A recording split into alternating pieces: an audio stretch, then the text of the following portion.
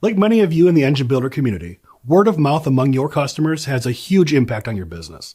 That was the case when a customer brought a 1969 AMC AMX engine to the guys at Rhyne Competition Engines in Gary, Indiana.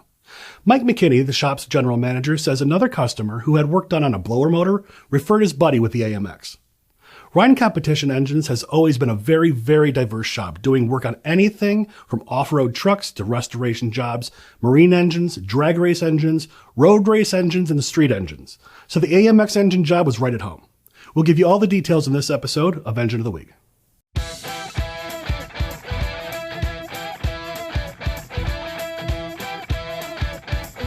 Engine Builder's Engine of the Week is sponsored by Pengrade. Precision, performance, Pengrade. Always the original green oil. L-Ring DOS Original. Leading technology, leading service. And Scat Crankshafts. Everything for your LS engine.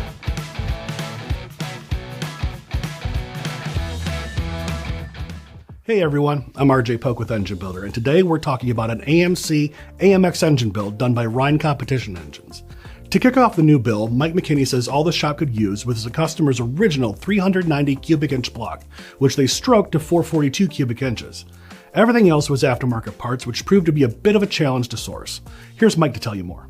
It isn't like a small block Chevy where, everyone has a valve cover, everyone has a different intake manifold or whatever have you. So I think that's the biggest obstacle with an AMC type engine like this, is acquiring good quality performance parts.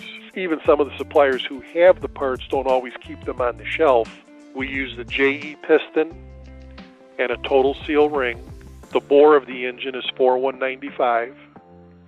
That gave us a fairly comfortable 1325 pin height, so you have some skirt volume there for a street piston. We also had JE build the pistons out of their 4032 material, which is what they use in their SRP line for expansion and contraction, so the engine doesn't have any cold knocking. We have Durabond cam bearings in the motor, Clevite main bearings.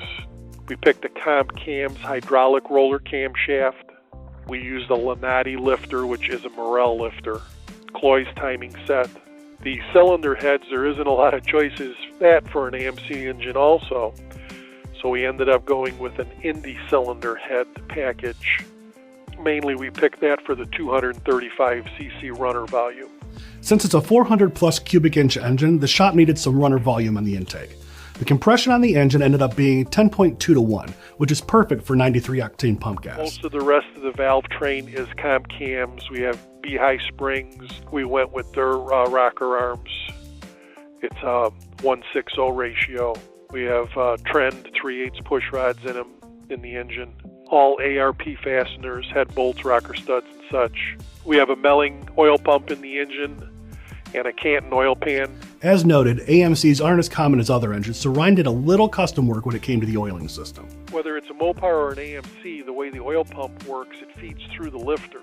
And as it starts in the front and works its way back, every lifter is basically a slight oil leak. Because, there isn't a real tight tolerance there. So as you get to the rear lifters, you start losing oil pressure, which also starts taking the oil pressure away from the mains and the rods. So what we did there was put a internal oil line in the valley that fed about 2/3 of the way down. So you have an equal pressure in that area.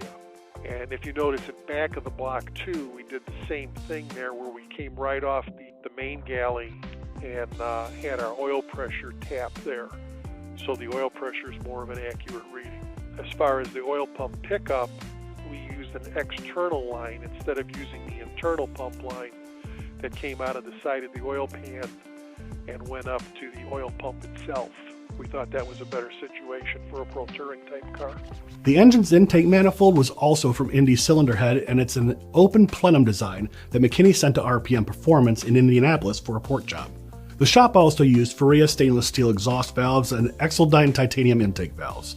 All said and done, the engine churns out 530 horsepower and 520 foot-pounds of torque. Well, that does it for this episode of Engine of the Week. Please like, comment, and subscribe if you haven't already.